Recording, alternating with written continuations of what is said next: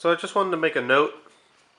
I cut this piece off right here while I was making the profile, and I stuck it in a vise and hit it with a hammer.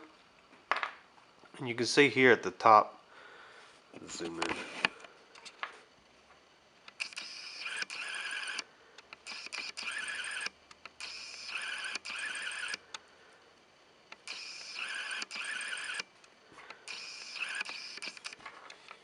that it was able to bend a little bit up here. But this whole piece, I don't know. Let's see, how does this go?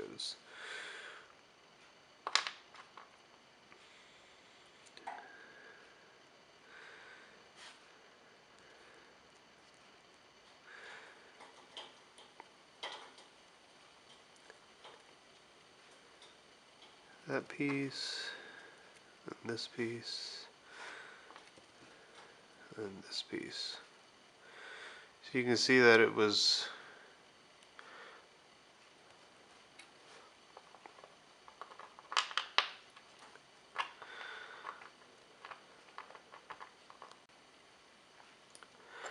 so the piece was able to bend about 10 degrees maybe before it broke.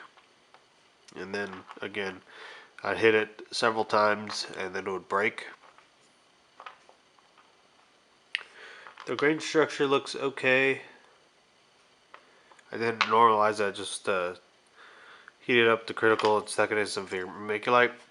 But this is 1084, and this part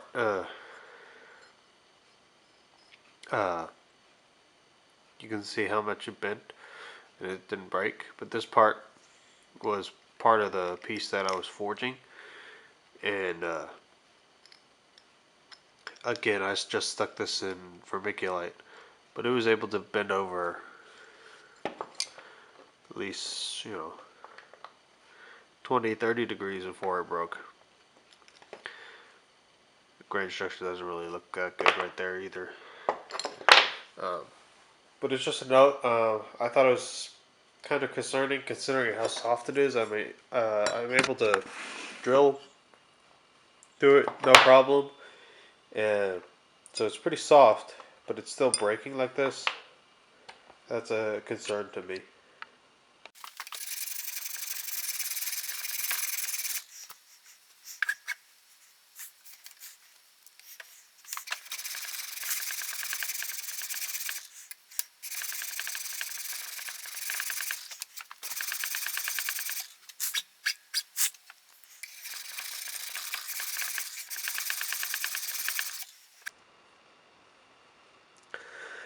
So I went ahead and drilled all the holes that I wanted, and made sure all the scratches went from tip to tail to help try and prevent cracking. I tapered the tang from the middle to the end and gave it a distal taper from the ricasso to the tip. So I'm going to heat treat this. I'm going to heat up to 1450, normalize it. Normalize it three times, and then quench it in Park's oil, fast switch oil.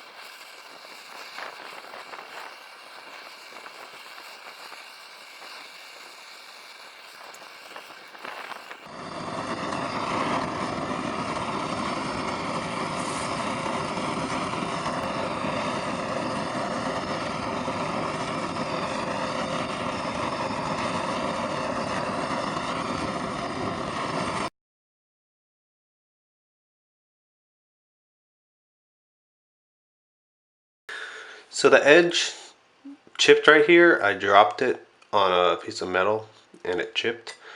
So what I did was just grind that off real quick and then I retempered it again at 425 just to be sure it has a good temper.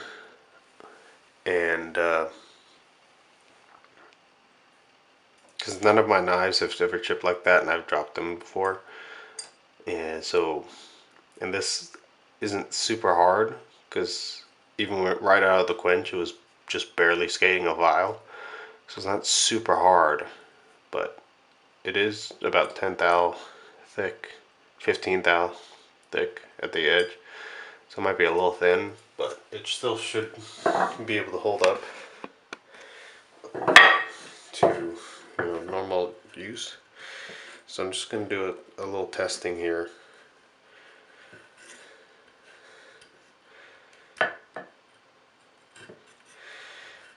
There's no edge on the blade, but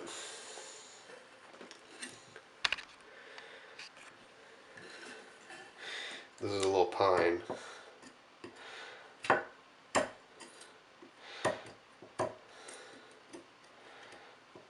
Just to see if it's worth pursuing.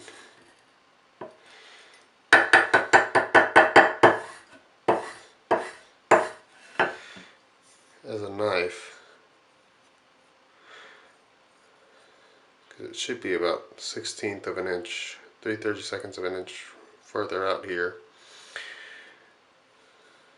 So it does look a little bit off. There's just some soft pine.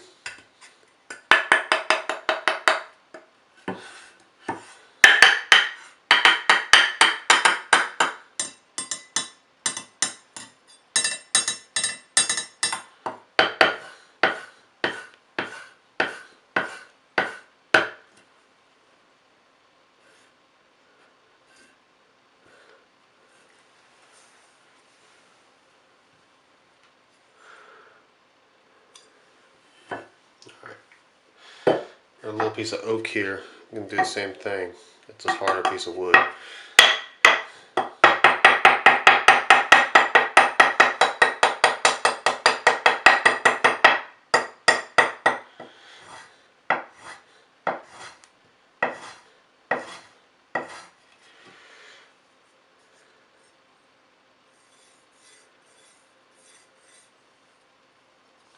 Seems to be holding up.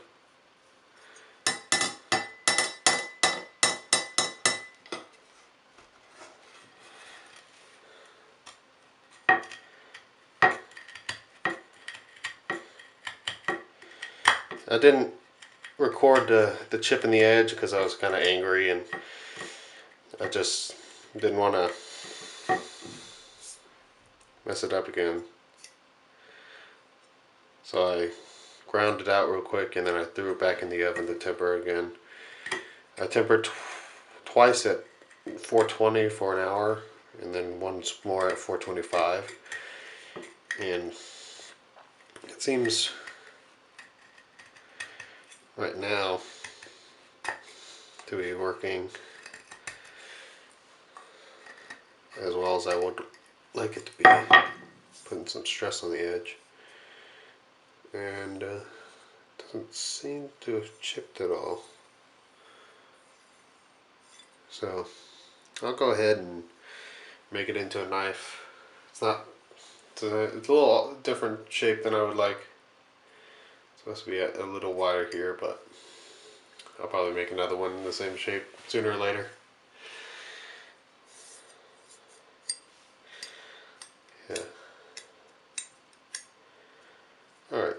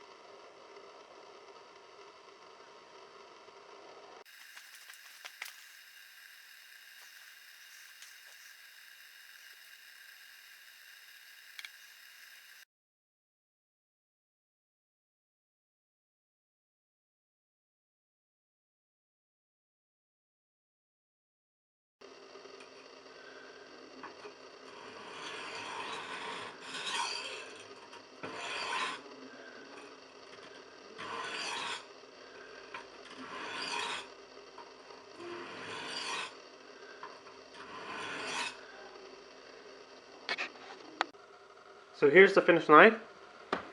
It has white G10 handles and a Kydex sheath for like a cross draw kind of draw.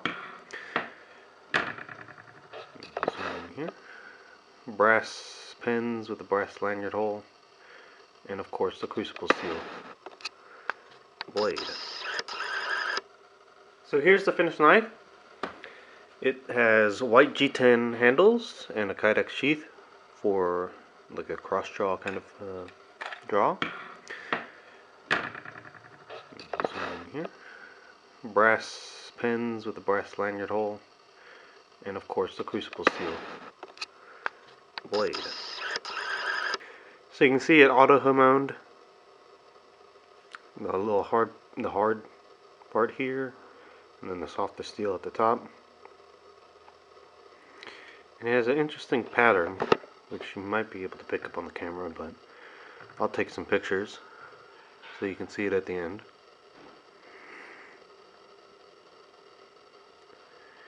And it's just a really interesting steel to look at. The knife is tapered both in the tang and tip direction. You can see that there's little flaws in the steel right here and here, but other than that, it's pretty much perfect. Again, I don't know why the edge chipped. I dropped it on a piece of metal, and then I retempered it after that.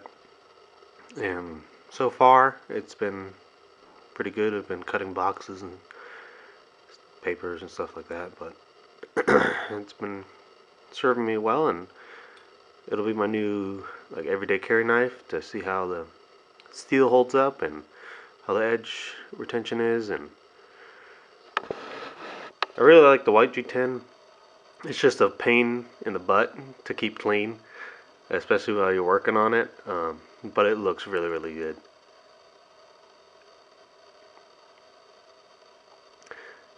This is the first crucible steel blade I've made. I wouldn't really call it Wootz yet, but it is a serviceable knife, and hopefully in the future I can make more ingots and create a good representation of what Wootz would be. Thanks for watching, guys. I'll put some pictures at the end for you to look at, and I hope you enjoyed this short series. And I'll be back to making other things and other projects sooner in the next couple weeks. So thanks for watching, guys, and have a good time.